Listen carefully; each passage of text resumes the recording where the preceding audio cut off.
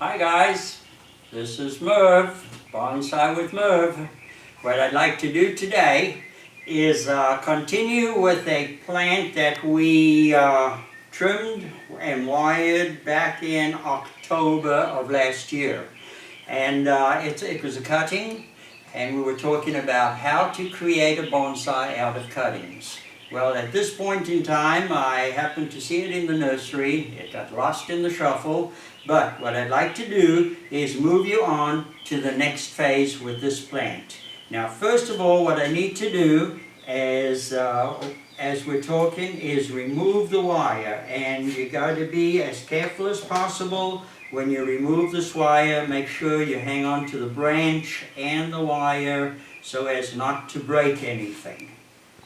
Okay, so let's see. Oh my gosh, these, look, they're holding their shape.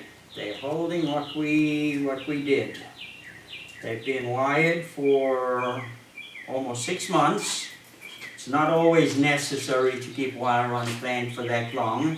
And being aluminum wire, I can straighten it out and reuse it.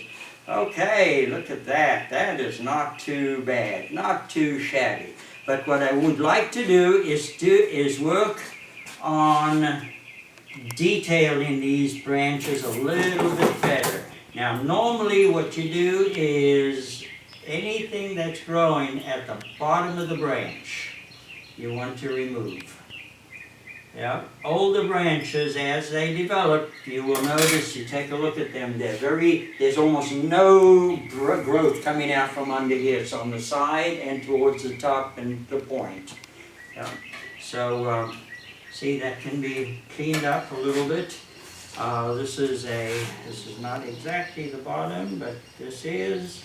You take that off, remove that. Do not need. Okay, here's the back branch, as you can see, coming off the bottom.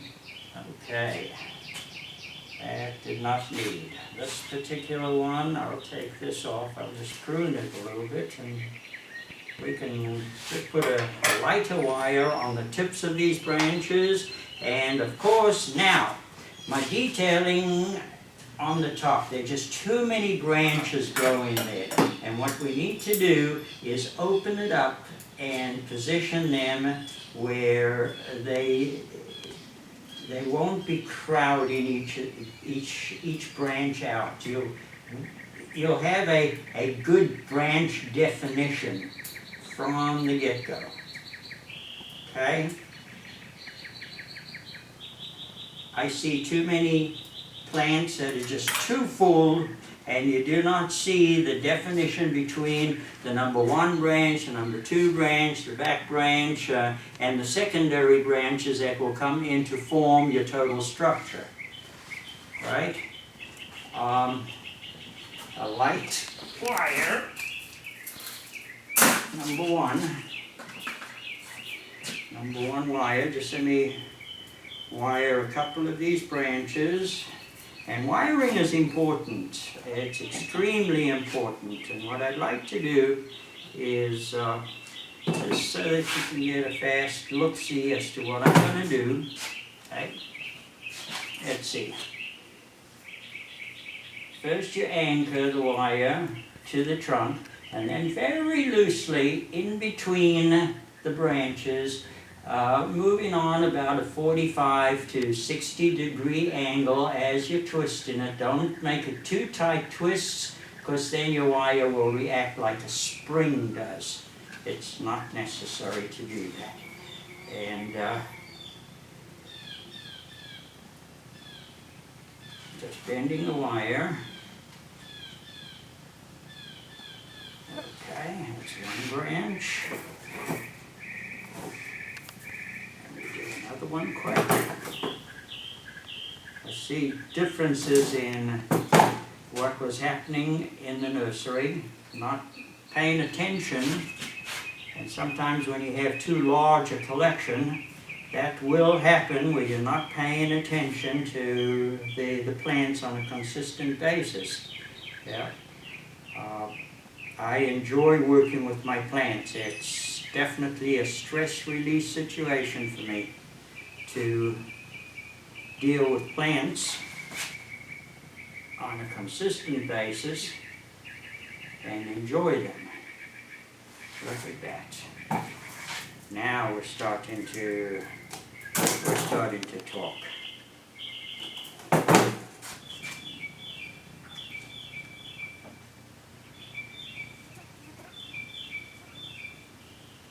And this time I'm sure we won't have to keep the wire on as long as I did, because the plant this is spring, the plant's in a growth mode and it's going to start taking off just beautifully. And we'll get a fullness in all of these branches, and we will be developing new branches as we progress.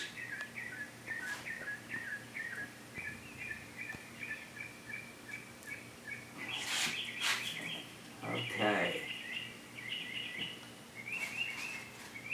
That's what I see as the front of our tree. Okay? Now, what I want to do, we have a pot. We want to pot it. Okay?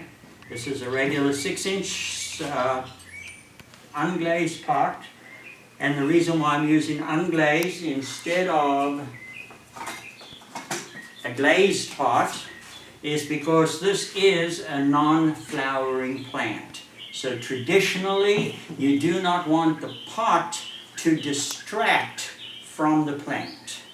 Okay? I mean, it's a choice situation, and of course, it'll look gorgeous in this pot too. It will work well. It's not that vivid a color, so it won't be as distracting. However, with this particular unglazed, your eye is going to go from the pot directly to the plant, and that's where the eye catcher should be. So, I've got screening tacked in place. I don't know if we've shown you how to do that prior to, but we're going to move on, and one day we will show you a basic pot prep. Okay, got soil down first, then remember we did work with these roots. We did some slight work to it last time. Just taking a look at it, I can just drop the soil a little bit more, open this baby up a little bit more.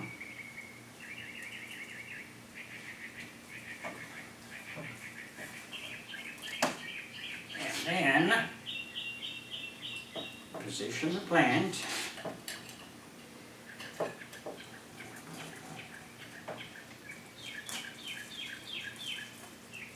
Okay, and as far as the position in the pot itself is concerned, the center of the pot is a reserved area, not for the plant.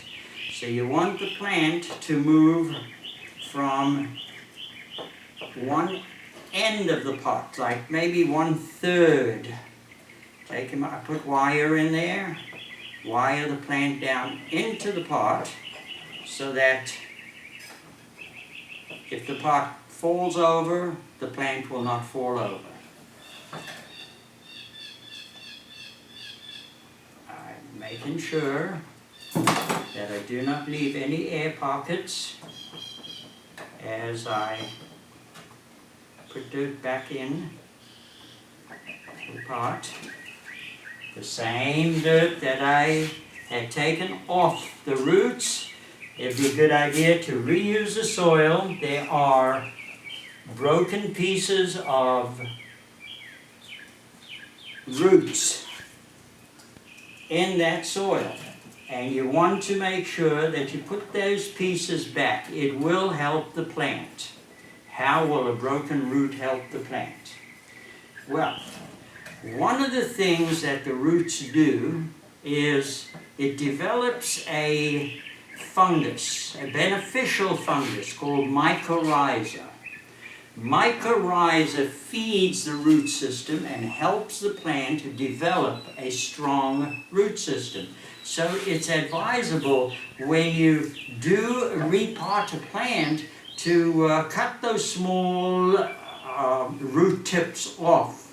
And when you put the plant into place, put the root tips down first and then plant your plant on the root tips. This will help the plant to develop mycorrhiza a lot faster than just growing normally.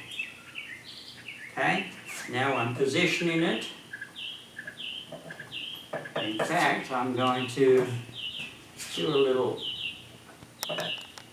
decorative item here. I love working with rocks. Maybe not that one. Yeah, that one will do the trick. Too big. That'll work. Okay. And here we are, guys.